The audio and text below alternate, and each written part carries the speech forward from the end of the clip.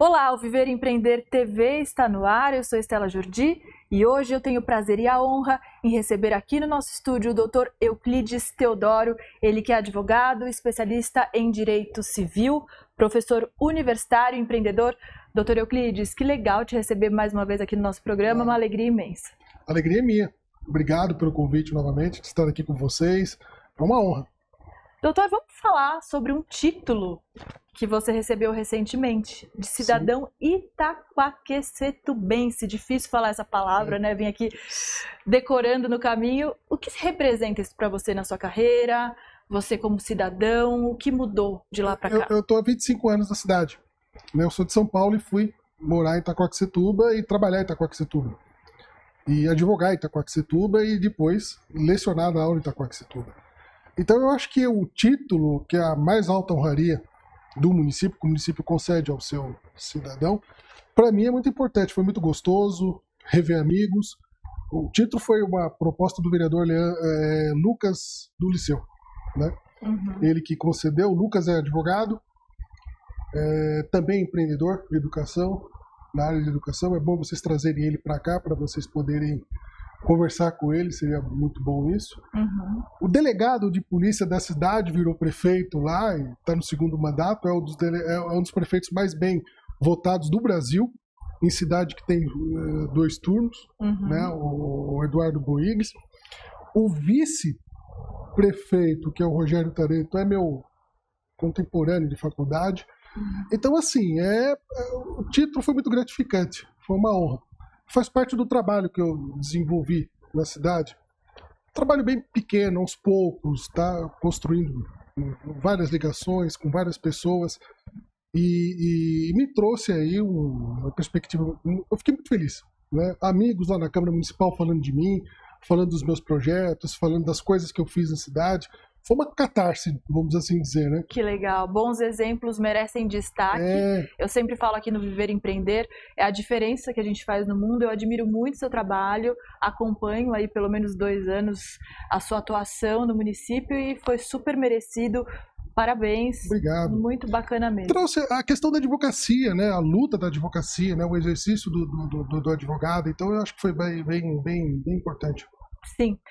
E para os nossos telespectadores entenderem um pouco mais sobre você, me conta, você é professor universitário, você atua na FATEC, Isso, verdade? na FATEC de Itaquaquecetuba. Eu leciono lá as disciplinas de Direito Civil, para a turma de Gestão Comercial e para a turma de Secretariado. E dou aula de legislação aplicada para a turma de Tecnologia da Informação. Há 17 anos já lecionando lá com eles. É um papel gostoso, né? Porque você se atualiza, você ouve os jovens, né? Tá lá vendo a perspectiva deles, como é que tá vindo essa nova geração. Então isso aí me ajuda na minha profissão, né? Me ajuda como ser humano. E o que você observa nos jovens que buscam esse curso? O que eles têm buscado dentro da advocacia hoje? Existe um espírito empreendedor nesses jovens ou não? Como é que tá a mentalidade deles dentro da universidade? Estão bem diferentes de mim quando eu era jovem, né? Estão muito diferentes. Eles estão mais... eu não sei, eu critico um pouco eles que falta um pouco mais de leitura, né? Se dedicar um pouco mais à leitura, um pouco mais à cultura. A leitura é muito importante para a nossa carreira, para qualquer profissão, para tudo, sem dúvida. Né? Então você tem argumento, você tem fala, você tem informação, tudo através da leitura. Autoconhecimento, absolutamente tudo. Eu acho que isso falta um pouco deles. Mas a garra eles têm, né? A ânsia de crescer, o medo, as angústias, aquela coisa toda que o jovem tem, a gente percebe isso, né? Nota-se na frente quando era no nosso tempo. A diferença do meu tempo, que você também é bem mais nova que eu, era que a gente chegava na barraca de pastel e tinham 4 sabores, né? Tinha carne, queijo, palmito e pizza. Hoje os jovens chegam na barraca de pastel, eles têm 25 sabores. Mais a coxinha, mais o quibe, mais o espetinho de camarão, mais um tempurá. Então o leque para eles hoje é muito maior. E a rapidez que se troca tudo, né? É muito maior para eles. Então assim, eu fico vendo isso. Puxa, no meu tempo as coisas eram mais reduzidas, né? Para eles a informação são muito mais informações e muito mais rápidas, né? Era mais limitada, a vida Exato. era mais limitada, o acesso à informação As era... pesquisas eram feitas em bibliotecas, né? Não eram feitas no smartphone, não era feita numa tela, não era feita no computador. Doutor Euclides, pegando esse gancho, como você enxerga a utilização da tecnologia dentro do direito hoje? A gente sabe que tem alguns advogados que apresentam até suas defesas, as defesas dos clientes, defesas feitas, por exemplo, no chat GPT. Tem alguns escândalos aí que você pode até contar melhor do que eu. Como é que você enxerga a utilização dentro da sua área? Alguns juízes foram afastados por terem usado a inteligência artificial nas suas decisões, né? Sem se atentar a alguns critérios e algumas questões técnicas. E ficou muito evidente o uso da inteligência artificial. É uma realidade, está aí. Né? A gente precisa se adequar a essa nova ferramenta de trabalho. É uma ferramenta boa, é uma ferramenta importante, mas ainda que para o direito ela ainda não está tão aperfeiçoada, né, quanto a eventuais outras profissões. O direito ele é muito pessoal, né? Embora essa ferramenta, essa modernidade trouxe uma dinâmica muito forte para o direito mudou muito, né? Então, veja, decisões dos tribunais superiores mudam constantemente de posições graças a essa rapidez, né, das informações, graças a essas modificações dos tribunais, né? Os tribunais vão mudando de opinião, vão mudando de posições, e isso vai tornando o direito mais gostoso, mais dinâmico de se trabalhar. O que se decidia, o que se pensava antes num formato, hoje já não é assim. Amanhã já vai mudar outra vez. Então nós temos essa questão aí que está alterando, está mudando, e eu acho isso importante. Doutor Euclides, agora falando sobre empreendedorismo, que é a pauta principal desse programa, como é empreender dentro do direito e como você enxerga uma carreira de sucesso quando a gente fala em empreendedorismo? Olha, a economia não está fácil no mundo inteiro, né? As profissões estão se ajustando à sua maneira, à sua medida. A advocacia não é diferente.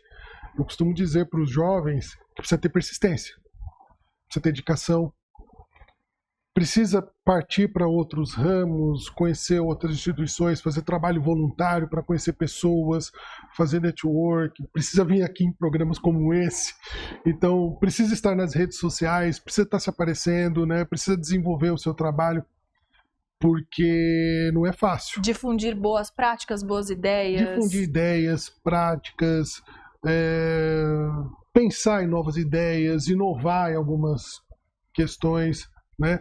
Ser mais arrojado, ser diligente com o cliente, com a advocacia, né?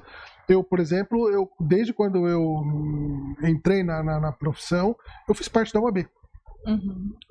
Assumindo um cargo de direção ou um cargo em outras comissões. Qual o intento disso? De assistir a minha profissão, de ver os outros profissionais como é que estão atuando, ver como é que eles estão agindo. É uma forma de você estar mais próximo da sua profissão.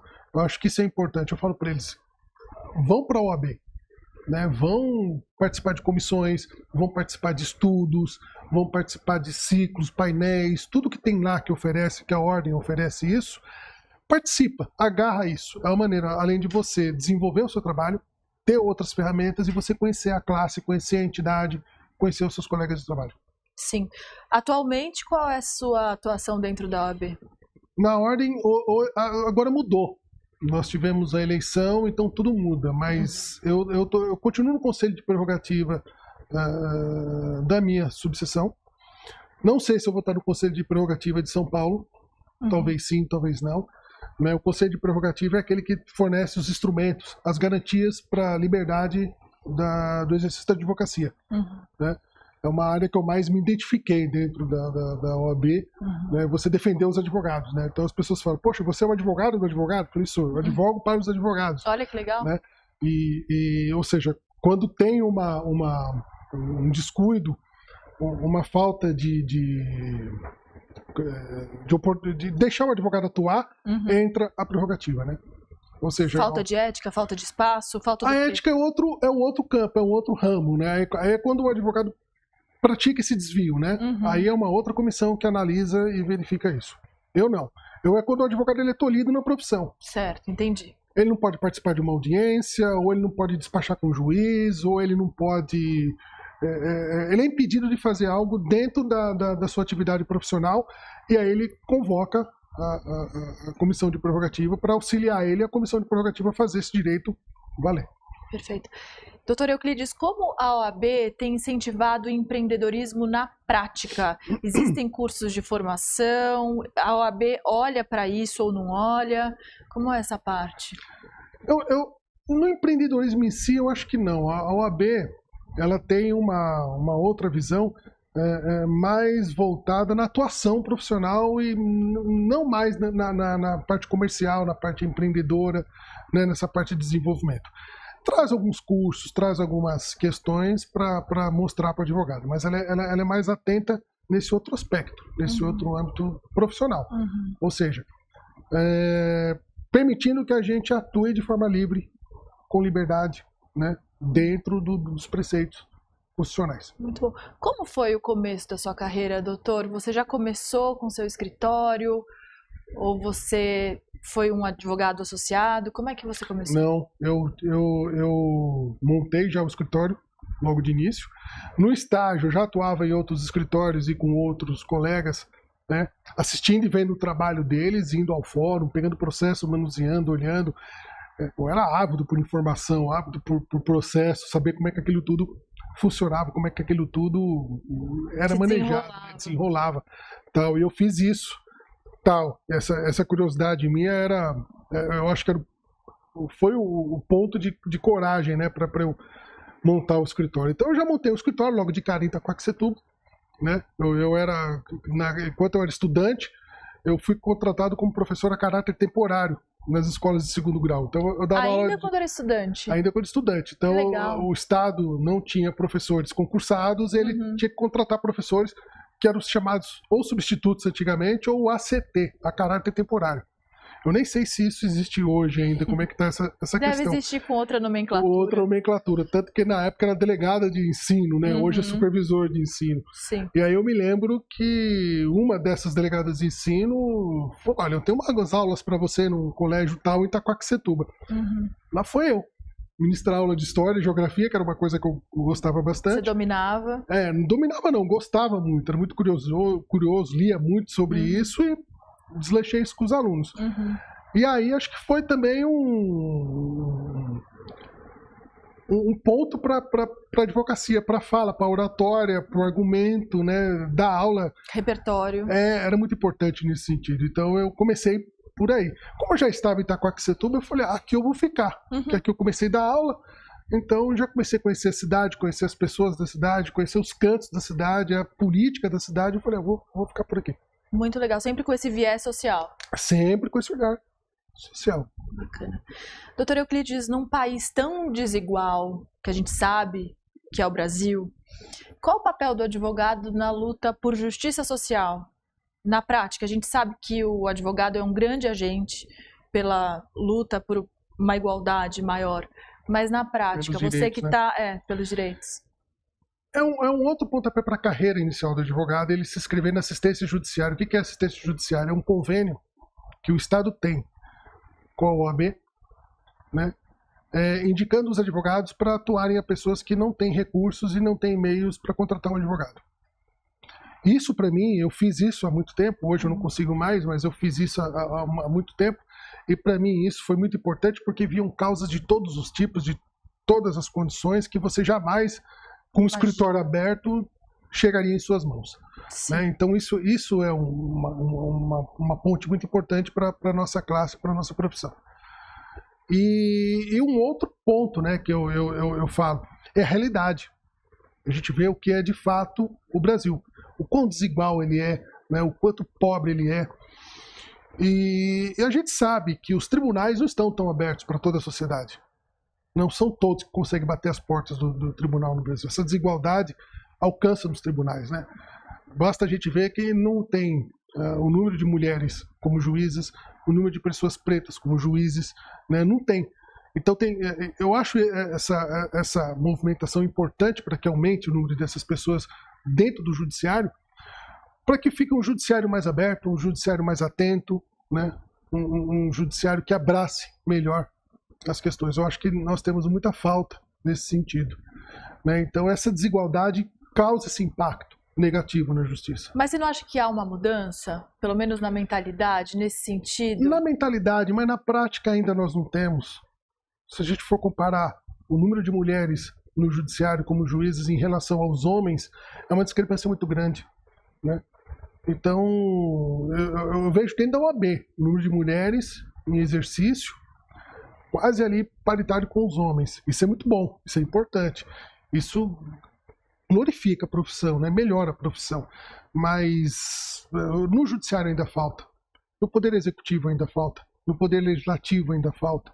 A gente vê muito mais deputados, né, homens do que mulheres. Não, na política nem se fala, né? Então, é no mesmo. Me parece que o judiciário traz esse reflexo da sociedade, né? O poder legislativo traz esse reflexo da sociedade.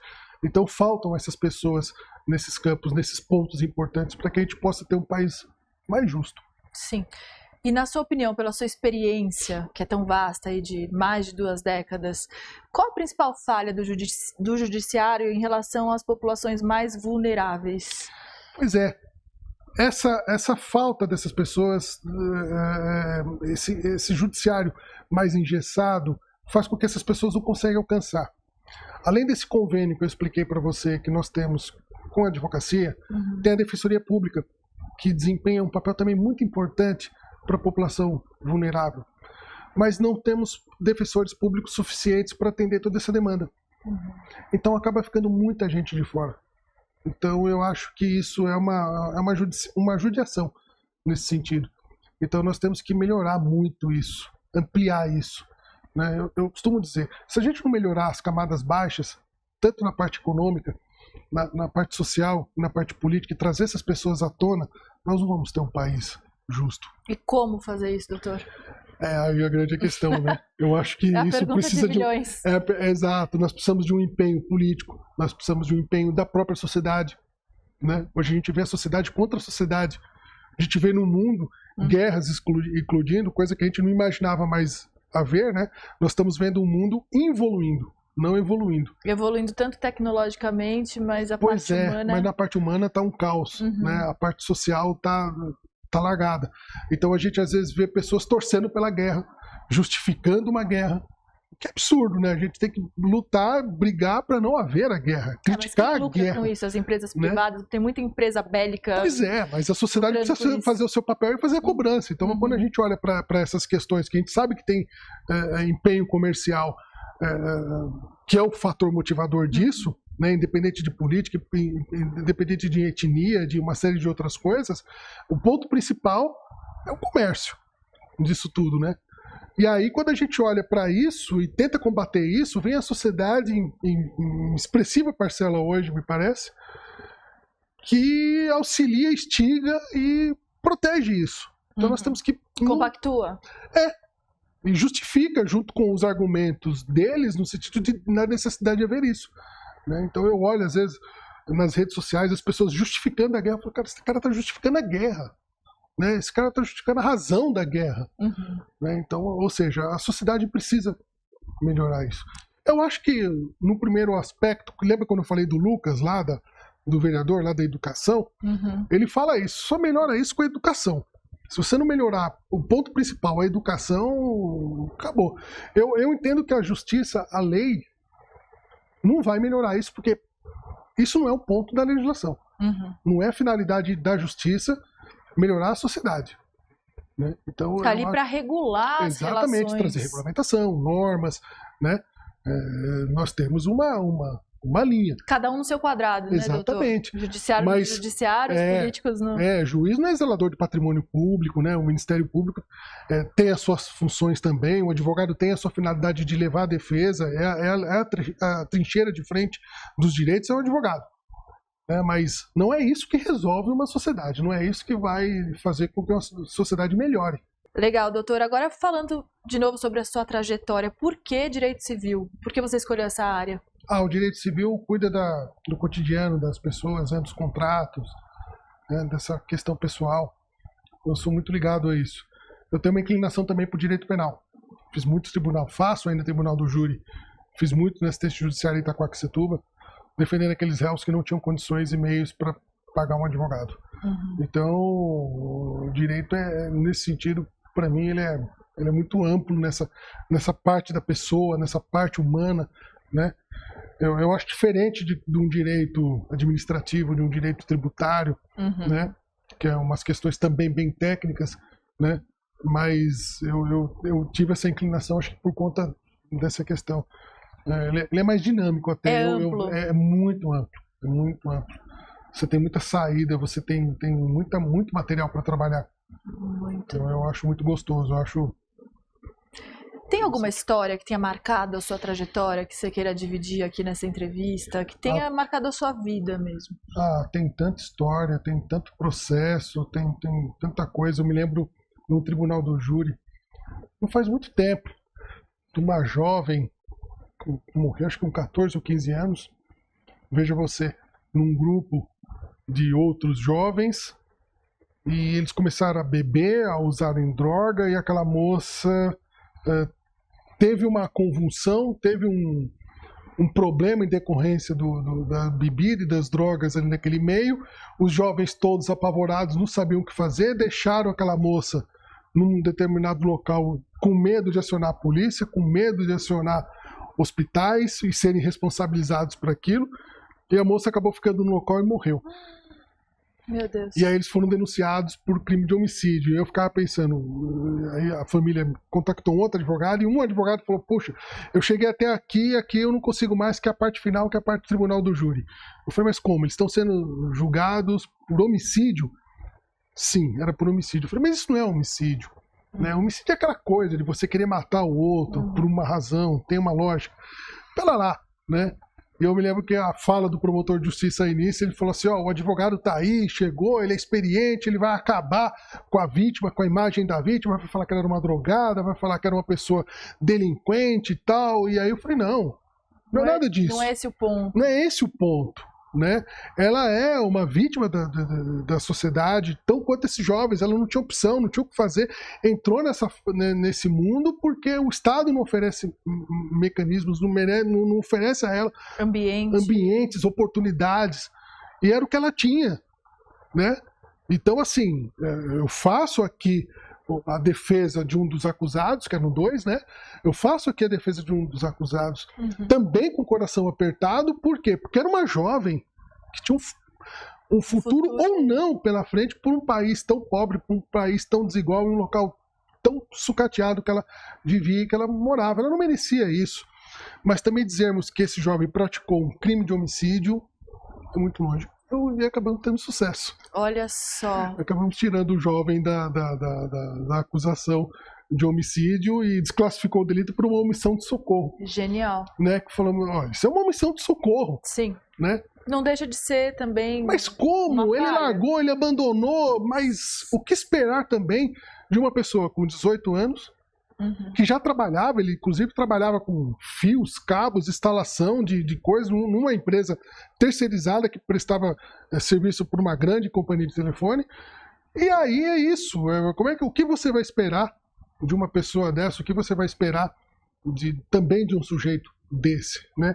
Então são essas fatalidades que o Brasil nos apresenta, essas coisas que o Brasil nos mostra, e que a gente precisa usar mecanismos e meios e argumentos para poder livrar essas pessoas dessas acusações tão pesadas que às vezes ocorrem, né? E diante desse cenário que a gente conhece bem, você conhece muito mais do que eu, como resgatar valores ideológicos que resgatem, pelo menos a nossa juventude ou parte dela? É gostoso, é importante, mas ao mesmo tempo também, às vezes você também é linchado, né? Às vezes a sociedade fala lá, ele está defendendo o bandido, ele está defendendo uma postura errada. Não, peraí. Né? Eu não estou defendendo crime, eu não estou defendendo uma postura inadequada. Eu estou defendendo um direito. O direito de se defender, afinal. O direito de se defender também. Né? O direito da pessoa de ser julgada, né? Dentro dos ditames da lei. Eu estou ali para observar isso. Eu não estou ali para dizer que o crime é benéfico, que o crime é favorável, que o crime tem que ocorrer. Não, muito pelo contrário. Nós estamos lá para demonstrar que isso também não pode acontecer, que nós somos contra isso. Mas é uma luta árdua, uma luta bem difícil. Como você analisa o nosso contexto político hoje para a atuação de vocês dentro do Poder Judiciário? tá tão tumultuado, né? Eu tinha uma esperança, assim, de que o Brasil já tinha sua democracia consolidada. Me parece que não, né? Tá tudo tão confuso. Imagina, hoje se fala em golpe, né? Uma coisa que a gente não esperava ouvir isso. Jamais. Parecia como eu disse antes, enterrado já. Já estava sepultado e a gente fala, não, o Brasil está com a sua democracia consolidada, né? Não. Você poderia me perguntar isso na outra vez no programa que eu vim aqui, eu poderia falar para você... Há 2 anos o doutor Euclides veio, tá? Pra quem está assistindo essa entrevista agora. E eu poderia te dizer, não, Estela, imagina, está consolidado, com isso ninguém mexe. Pouco se sabia também do que aconteceu naquela época. Hoje está saindo, né, do tapete. Então está muito estranho. Argumentos muito estranhos, coisas muito esquisitas. Eu falei da guerra, das pessoas justificando guerras, né? E aí você olha assim, puxa, você está justificando uma guerra. Então você justifica a pobreza, né? Você acusa a pobreza, você acusa esse sujeito de estar na pobreza, de estar em condição de vulnerabilidade porque ele quer. Né? Então, às vezes, a gente ouve algo parecido com isso, que parece que o sujeito é pobre porque ele quer ser pobre e ele não quer sair daquilo. E né? que é bom estar ali não, se você acordar às 6 horas da manhã e trabalhar até às 6 da tarde, né, você vai ser bem sucedido. Aí você olha para isso e você fala, poxa, peraí. Né? Então, tá esquisito. O nosso país tá muito estranho. Né? Então, nós vimos há uns períodos antes caminhando num país que estava consolidando posições sérias de um país neutro, de um país voltado ao crescimento e ao desenvolvimento, e de repente tudo começou a borbulhar, se transformar e evoluir. A radicalizar, no sentido radicalizar ideias, opiniões. Em todos os sentidos. Em todos os sentidos. E o mais estranho disso, né, é o contexto da justificativa da ruindade. Né? É a posição da maldade. Puxa, mas o que você está falando é maldoso. Puxa, o que você está falando é ruim. Né? É aquela mesma ideia que as pessoas às vezes falam da liberdade de expressão. A liberdade de expressão é uma coisa tão bonita, é uma coisa tão ampla, é uma coisa tão necessária. E o que é a liberdade de expressão no conceito mais puro, né? As pessoas não sabem o que é isso, justificam crueldades pela liberdade de expressão. Sim, isso é muito... e ofende o outro por ele pensar diferente. Não, você não pode. Isso eu falo muito em direito civil. Né? Eu falo, você não pode ofender aquela pessoa e falar, ele é um burro, ele é um idiota, porque ele pensa diferente de você. Não, ele apenas pensa diferente de você. A liberdade de expressão contempla algo tão maravilhoso que você pode argumentar o que você pensa, ou você pode simplesmente pensar o contrário e ficar calado. Não há motivo de você justificar a razão pela qual você pensa diferente do outro. Mas isso nunca dá o direito ao outro de ofender aquela pessoa, no sentido de que só por ele pensar diferente. E as redes sociais vieram para escancarar também esse tipo de posição. Até nas músicas, a gente escuta gêneros musicais e as pessoas escrachando aquilo e falando, pô, peraí, o fato de você não gostar desse gênero musical não te dá o direito de você esculhambar quem ouve, quem gosta e quem produz isso. Então, há pessoas que gostam. Então, a liberdade de expressão contempla isso. Então, peraí, você pode até não gostar disso e você justificar o porquê que você não gosta, mas você não pode humilhar e você não pode ofender e não pode ameaçar uma pessoa por ter esse gosto nesse sentido. Você acha que esse momento político que a gente vive reflete ali na decisão dos juízes? Desencadeou tudo isso. Então a gente percebe que isso trouxe parece um vespeiro, né, que você chacoalhou e soltou e falou, pronto, tá aí. Né, e agora tá todo mundo deslocado, um batendo a cabeça no outro, tá uma coisa de maluco, né?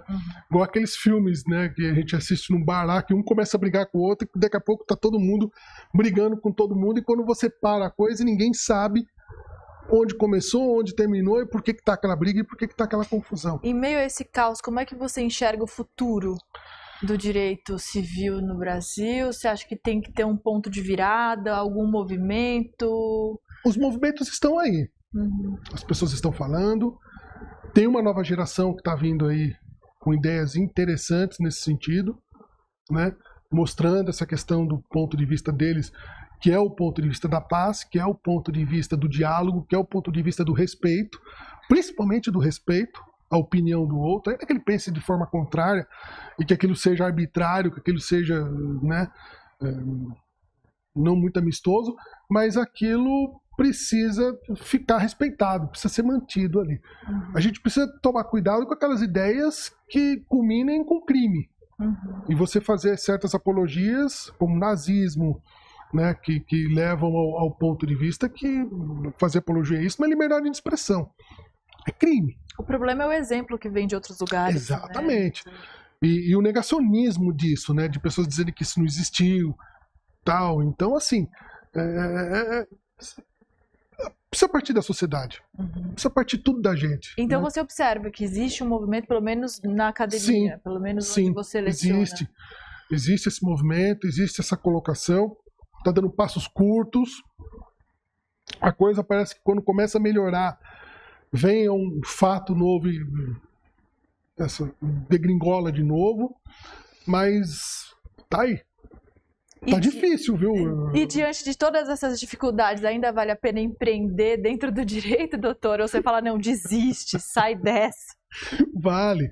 Porque o direito é luta, né? Você não pode esmorecer diante de uma guerra, né? Tem que saber cair, levantar. Sair, levantar, cair. Quantas vezes a gente perde no argumento, quantas vezes a gente ganha no argumento. E tem que saber respeitar isso, né? E o mais interessante, né? Que são nas derrotas que a gente aprende e vem as experiências, né?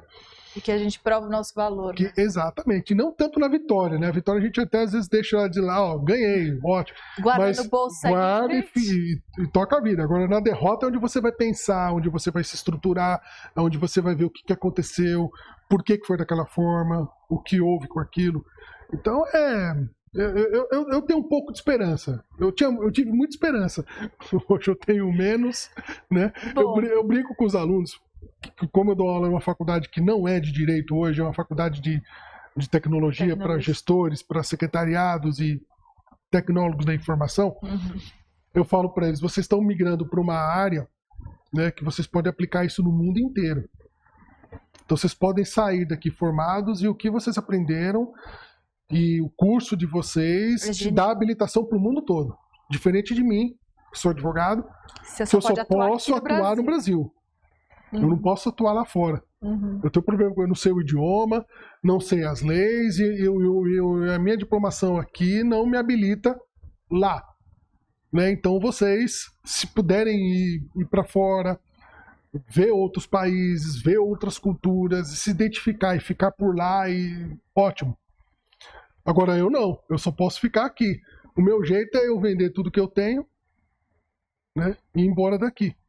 Mas aí eu lembro que eu não tenho nada para vender, aí o jeito é ficar. E aí eles dão risada com isso e tal, né? Mas... Muito bom. E para onde você iria, doutor, se pudesse ir embora daqui? Eu iria para Cuba. Muito bom, muito bom. Cuba é maravilhoso. Eu iria para Cuba, para uma ilha.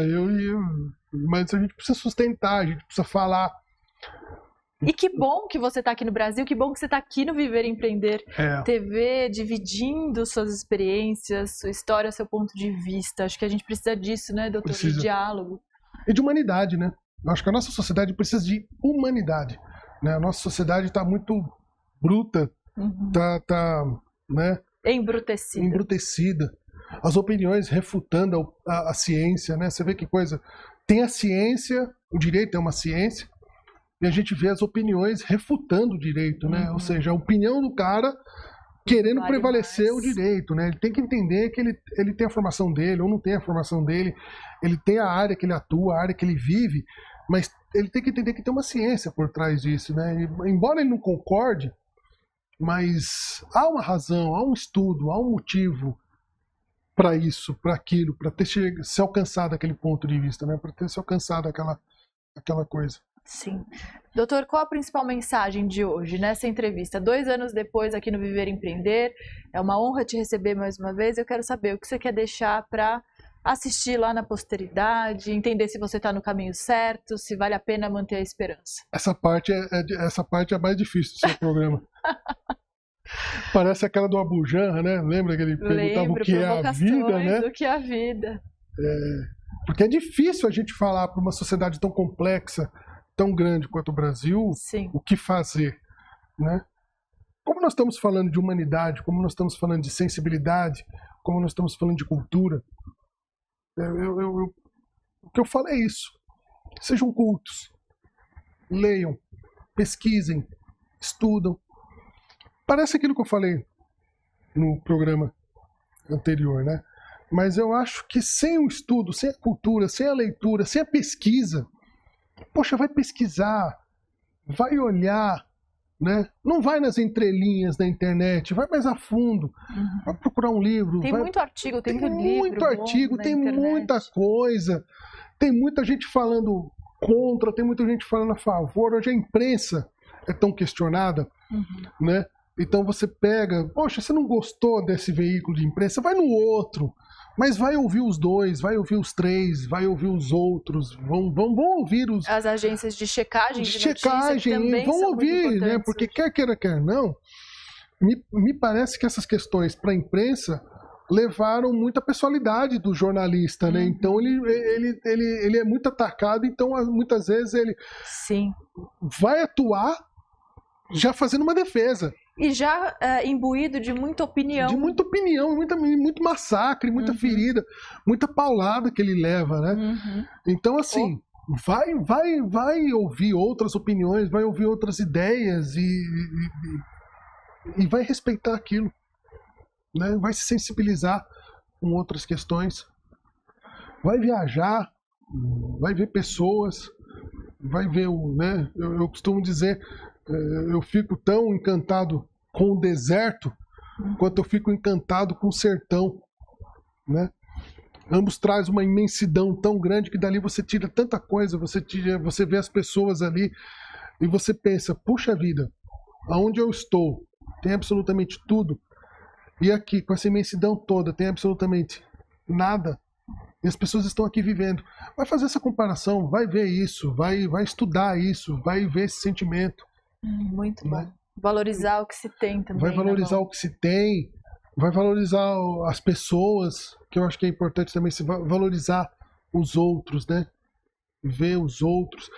Porque a gente fala de empreendedorismo, tal, de advocacia, mas eu acredito que toda profissão, por mais simples que seja, ela é tão importante quanto a medicina, quanto a advocacia, quanto a engenharia, quanto a imprensa, né? Qualquer outra profissão, seja ela por mais simples, ela tem uma finalidade intrínseca na sociedade importantíssima. Importantíssima. Não importa se ele é um encanador, um simples eletricista, ou se ele é um engenheiro, se ele é um advogado. Ambos, se faltar um, a sociedade vai estar capenga. Sem dúvida. Você fala muito sobre isso nas suas redes sociais, né, doutor? Falo bastante. Deixa aqui suas redes para quem está assistindo, por favor. É só entrar lá, Euclides Teodoro de Oliveira. Euclides Teodoro, sem TH, com TH? Sem TH. Acha eu lá no Instagram. A gente tá interagindo mais com o Instagram, né? Tinha as outras redes sociais, mas eu comecei a ficar um pouco com raiva. É melhor focar ali numa só, porque as outras já estavam Estão muito antissociais. Estava me trazendo muito tumulto. É isso. Doutor, muito obrigada mais uma vez pela sua presença. Um prazer enorme. Obrigada mesmo. O prazer é meu estar aqui com vocês, acompanhando o programa de vocês, vendo as entrevistas de vocês, sempre ótimos, sempre muito profissionais. Parabéns. Muito obrigada. Euclides Teodoro é o nome dele, o Viver e Empreender TV fica por aqui. Muito obrigada pela sua companhia e audiência e até a próxima. Tchau.